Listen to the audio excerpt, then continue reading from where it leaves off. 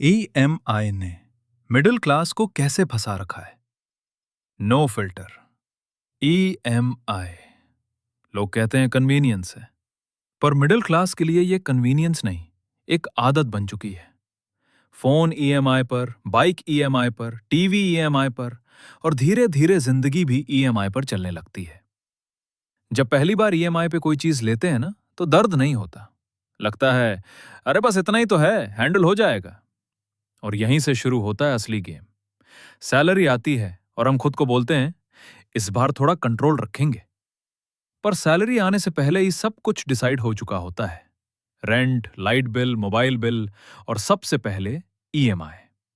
मतलब पैसा आने से पहले ही हम उसे किसी और को दे चुके होते हैं।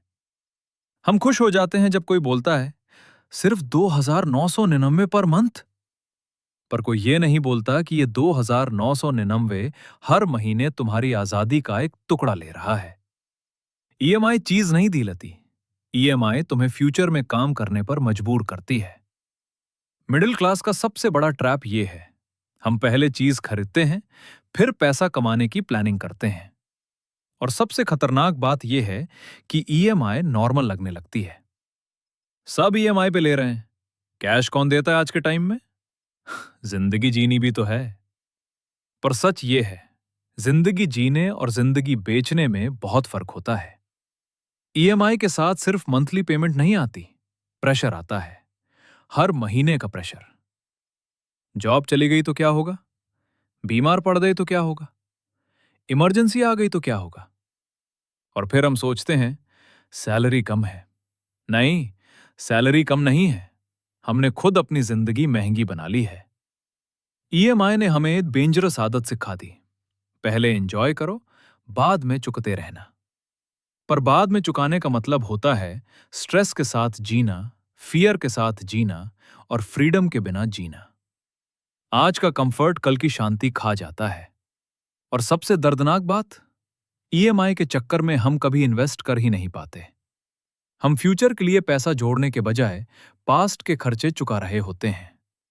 ईएमआई के जाल में फंसे रहकर कोई कभी अमीर नहीं बना।